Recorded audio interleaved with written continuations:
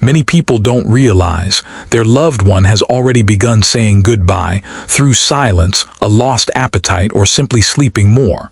There are small changes we often overlook: a quieter gaze, a full plate left untouched, a nap that stretches into the afternoon. Linda lives in Colorado. She's the only daughter of James, a former trucker and quiet war veteran who spent decades driving cross-country. He was steady, dependable, and calm, like the snow that blanketed their porch every winter. So when he began turning down his favorite barbecue, started dozing off during the evening news, and hesitated to call his old friends, Linda just thought, "Dad must be tired. He's getting old." 3 months later, doctors confirmed that James was entering the final stage of life. And Linda, like so many sons and daughters, never realized she had missed the signs. The subtle signals, the gentle whispers of a body beginning to say farewell. You might be where Linda once was. Maybe your mother seems quieter, eats less. Maybe your husband, once full of stories, now sits in silence through dinner. These changes aren't random, and understanding them might be the last true gift you can give to someone you love. In the next few minutes, you'll discover 8 quiet signs that most families miss and later regret, wishing they had seen them sooner. Together, we'll explore these silent but real signals, recognized by top doctors at Harvard, the Mayo Clinic, and end-of-life care experts around the country.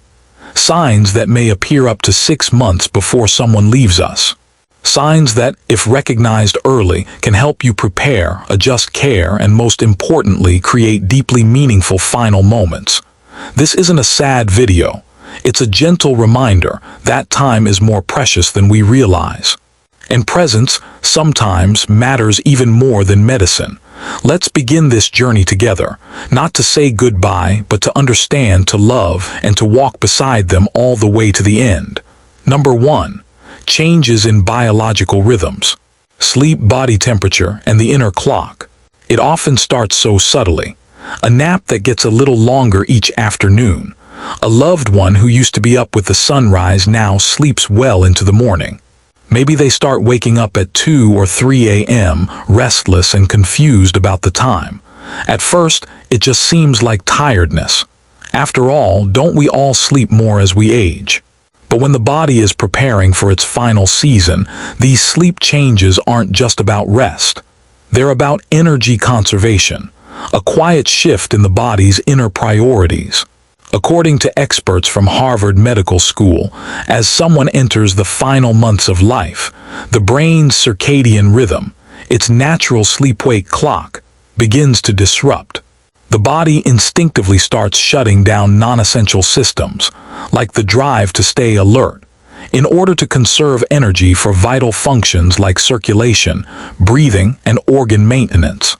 You may also notice changes in body temperature. A person might suddenly feel cold all the time, even in a warm room, or they may experience hot flashes without warning. These fluctuations happen because the brain's ability to regulate temperature begins to weaken. Let me tell you about Harold from Tennessee. He used to love his 3 p.m. routine, iced tea, his favorite recliner, and back-to-back episodes of classic westerns. But slowly, he started nodding off halfway through. His naps stretched into the early evening. Eventually, he was sleeping 18 hours a day, dozing through the afternoon, then wide awake at 3 a.m. pacing the hallway. At first, his daughter thought he was just bored. But when she began logging his sleep patterns in a small notebook, she saw the trend. A visit to his doctor confirmed it. Harold's body was entering the final stage of life, and these shifts were part of a natural biological process. Here's the lesson. When sleep patterns change drastically and persist beyond a week, it's time to pay close attention, not panic, but prepare. Instead of trying to fix the sleep schedule, think about how to make the environment more supportive. Keep lighting soft, sounds soothing, and routines gentle. And most importantly, stay present. Your loved one may not be fully awake, but they still feel your warmth nearby. When we understand that these changes are not failures, but natural transitions, we stop fighting them. and we start walking with them side by side. And as sleep loses its rhythm, so does something else that once brought comfort: the joy of food.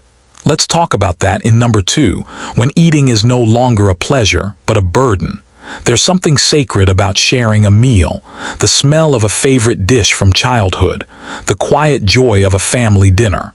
Food is more than fuel, it's comfort, memory, connection.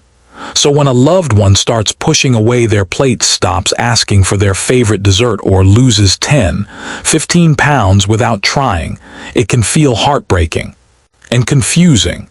But here's what most families don't realize: loss of appetite in the final months of life is not simply a sign of aging or depression. It's the body saying, "I no longer need this in the same way." According to end-of-life care specialists at the Mayo Clinic, as the body begins to wind down, metabolism slows dramatically. The digestive system becomes less active, and the need for calories diminishes. What used to bring joy, warm soup, a slice of pie, can now feel heavy, uncomfortable, even unpleasant. It's not stubbornness. It's not giving up. It's biology. Let me share Ethel's story. She was a retired school teacher from Michigan and the heart of her family's Sunday dinners. For over 60 years, she made the same apple pie, crispy crust, cinnamon just right. One day, Ethel quietly slid her plate away after just 2 bites. No comment, no complaint, she just didn't want more. At first, her children begged her to eat, offering everything from smoothies to her favorite sweets. They even joked and teased, trying to cheer her up, but Ethel kept turning her head. Within 2 months, she had lost 15 pounds. Eventually, her doctor explained, Ethel's body was gently preparing to let go. And fighting that process wouldn't bring her back, it would only bring her discomfort. The lesson here is powerful. Instead of pushing for calories, shift the focus to comfort. Offer small portions of foods they enjoy, without pressure. Maybe just a spoonful of pudding or the smell of warm bread. Sometimes the ritual of a shared mealtime, just sitting together, is more nourishing than the food itself. And if you're worried about nutrition, speak with their doctor or hospice nurse. You may learn that in these final stages, eating less isn't failure, it's normal. And honoring their cues is part of giving good care. As food fades from importance, you might begin to notice something else fading too: their desire to connect, to talk, to be part of the world around them. And that leads us to number 3, withdrawing from the world. When someone you love begins to feel like a stranger. At first, it may just feel like a mood shift. They skip a phone call, say no to a dinner invitation. They stop watching their favorite shows or forget to ask how the grandkids are doing. You might wonder, are they feeling down? Maybe they're just tired today. But when someone begins to withdraw from the people and activities that once brought them joy, it's often not about sadness, it's about preparation. According to palliative care specialists at Johns Hopkins, many people in the final months of life start to turn inward. It's a natural part of the end-of-life process. The brain and spirit begin letting go of external stimulation. They're conserving energy, yes, but they're also, in a quiet and private way, beginning to say goodbye. This isn't rejection, it's not personal, it's not because they love you any less. It's simply a different kind of presence, a soft retreat toward reflection, memory, and peace. Take Franklin, for example. He was a retired mailman from Ohio who lived for his routines. Thursday night poker with friends, front row seats at his grandson's baseball games, and weekly FaceTime calls with his sister in Arizona.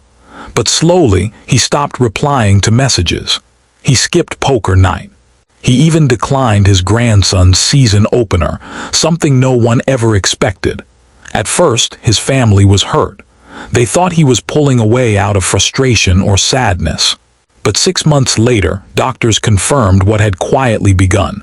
Franklin was in the final season of his life. His withdrawal had been an early, silent sign of what was to come. Here's the truth. We often confuse emotional retreat with emotional absence, but in reality, their heart is still with you, just in a different space. The best thing we can do is gently offer our presence without pressure. Don't push them to rejoin every event or conversation. Instead, sit with them, hold their hand, ask simple, quiet questions, or just be still together. This space of stillness isn't empty, it's sacred. And sometimes, during this retreat, something remarkable begins to happen. They start talking to people who aren't there, mentioning names from the past, or describing visions that feel almost too vivid to be dreams. That brings us to number 4. When the mind begins to travel to places we cannot see, it can be startling the first time it happens. Your loved one begins talking to someone who isn't there. They smile at the corner of the room as if greeting an old friend. They mention a parent who passed decades ago or recall a moment from childhood as if it just happened. You might worry, is this dementia? Are they hallucinating? Do we need to call the doctor? But in many cases, this isn't confusion. It's something far more profound. End-of-life care specialists from Cleveland Clinic explain that as the brain begins to slow down, its perception of time, memory, and reality can shift. Some describe it as the thinning of the boundary between this world and the next. People may enter what doctors call transitional awareness, a state where vivid memories return and spiritual experiences feel more real than the present. And sometimes they speak with loved ones who have already passed, not in fear, but in comfort. That's what happened with Vernon from Florida. He was a former high school principal, known for his sharp mind and steady hand. In his final months, Vernon began having gentle conversations with his late wife, Martha. He said she stood by the window at dusk, told him stories, even asked him to pass messages on to their children. At first, his son assumed it was a sign of cognitive decline, but Vernon remained clear-headed during the day. He knew what year it was, remembered everyone's name, and even helped manage bills. His hospice nurse explained gently, Vernon's brain isn't failing, it's adjusting. These moments are part of his journey, not a medical crisis. That reframed everything. Here's the lesson. Not every strange statement is a symptom to be corrected. Sometimes it's a moment to be honored. So if your loved one tells you they've spoken with someone who's gone, don't correct them. Ask, what did they say? Let them share without fear of being dismissed. These moments may offer deep emotional healing for them and for you. Even if we don't fully understand what they're experiencing, we can still be there, open, loving, present. And while the mind begins its journey inward, the body often starts its own quiet retreat as well. If any of this feels familiar to you, you're not alone. Leave a comment below, which brings us to number 5. When the body grows tired, not from illness, but because the will to survive is gently slowing down. There's a different kind of tired that comes at the end of life. It's not the kind that gets better with a nap or a good night's sleep. It's a deep, quiet exhaustion, rooted not in sickness but in the body's natural letting go. As the body begins preparing for its final transition, something profound happens. The survival systems we depend on every day start a step back. Muscles no longer receive the same signals to stay strong. The heart stops pushing as hard. Even standing up, lifting a fork, or walking across the room can feel like climbing a mountain. This isn't because someone has given up, it's because their body knows it's time to rest. According to the American Geriatric Society, the body begins to reallocate its energy, pulling back from muscles and movement, and focusing what little remains on essential functions like circulation and breathing. This process is known as cachexia, and it's not caused by inactivity. It's a signal that the body is reprioritizing. Let me tell you about Carmen from Texas.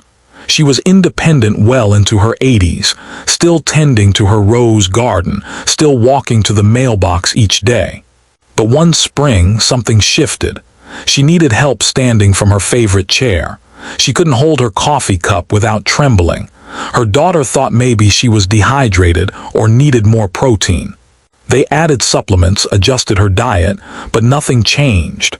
Eventually, her doctor explained, Carmen's body isn't losing strength because she's doing something wrong. It's because she's doing something very natural.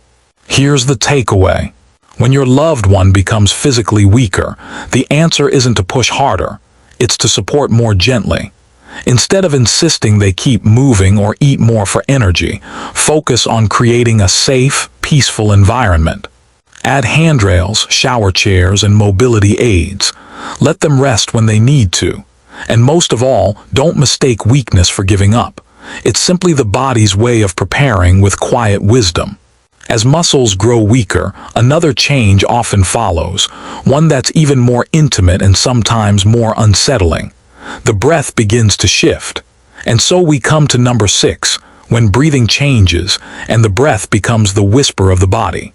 There's something deeply human about breath. We rarely think about it until it changes. A sigh that sounds heavier than usual. A pause between inhales that feels just a little too long. A rhythm that once felt steady begins to shift. When a loved one's breathing changes near the end of life, it can be unsettling, sometimes even frightening. But often, these changes are not signs of distress. They are the body's quiet way of saying it's slowing down. Experts from the National Hospice and Palliative Care Organization explain that as the heart and lungs become less efficient, breathing patterns naturally begin to vary. You may notice rapid, shallow breaths followed by long pauses, or a deep breath that comes after a stretch of stillness. Some of these patterns, like Cheyne-Stokes breathing, can sound strange but are very common in the final weeks or days. Let me tell you about Raymond from Georgia. He'd always had a deep, steady voice and a hearty laugh that filled the house. But one afternoon, his wife noticed something different. He was breathing fast, then suddenly slow. Then he'd stop for several seconds, only to gasp lightly and begin again. She panicked and called 911, thinking something was terribly wrong. The paramedics arrived, calm and kind. After checking him over, they gently explained, Raymond's body is beginning to prepare for rest. His breathing isn't a crisis. It's part of the journey. That moment changed everything for her. Here's the lesson. Breathing changes don't always mean suffering. They often mean transition. Instead of reacting with fear, respond with presence. Adjust their position to help ease their breath. Use a fan or open a window for airflow. Hold their hand. Sit quietly. Let them know they're not alone. And if you're unsure, reach out to their hospice or palliative care team. They can guide you, reassure you, and help you focus on what matters most, comfort and connection. Because sometimes the most powerful thing you can offer isn't a solution, it's simply being there. And in this stillness, in these final moments of breath, something else often begins to stir. A need to speak. A sudden urgency to make peace. To pass on a message, or finally say something that's been held in the heart for years. That brings us to number 7, when what's left unsaid begins to find its voice. Sometimes, in the quiet of the final days, something unexpected happens. A loved one who's been withdrawn suddenly asks to speak to someone they haven't talked to in years. They might want to give away a cherished object, write down a story, or say words that were never spoken. I'm sorry. Thank you. I love you. These moments aren't random. They're part of something deep and human, the need for closure, for peace, for leaving nothing undone.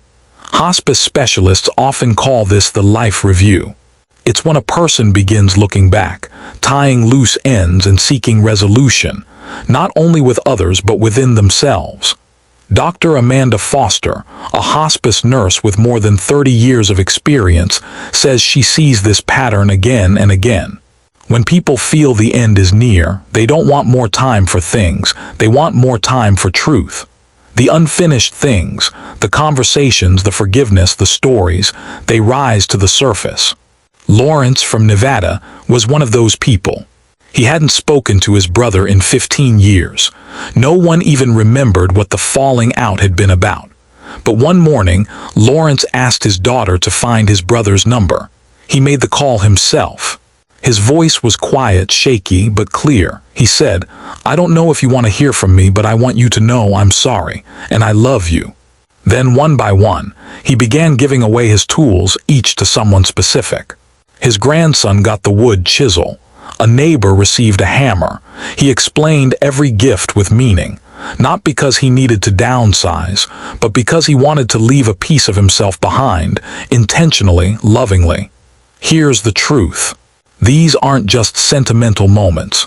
They're part of the emotional and spiritual preparation for death. And for the people around them, they are sacred invitations to participate. So if your loved one wants to talk, to give, to ask, to explain, create space for that.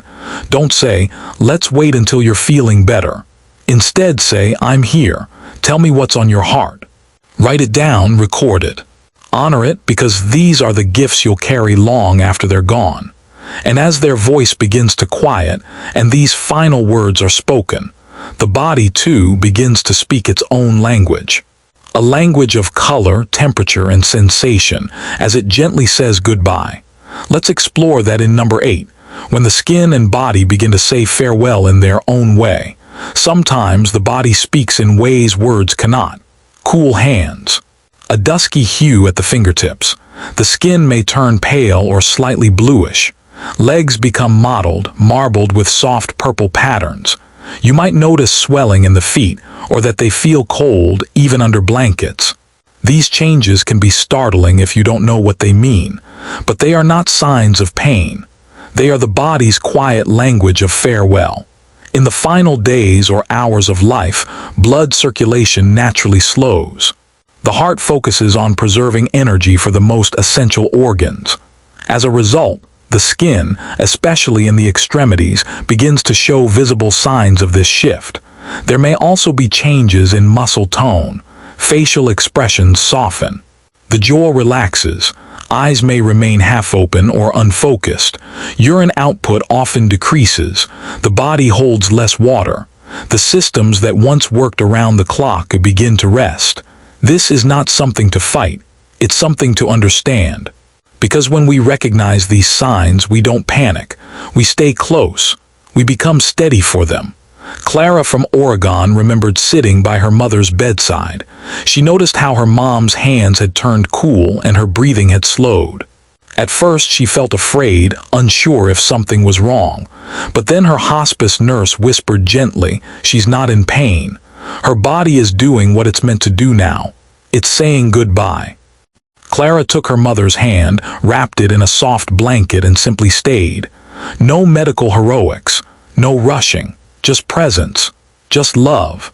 Here's the lesson. When we learn to listen to the body's quiet language, we give our loved ones the space to transition with dignity and grace. There is nothing broken about this moment. It's natural, it's sacred. And in recognizing these signs, we shift from trying to fix what's happening to honoring it. Because this isn't just the end of a life.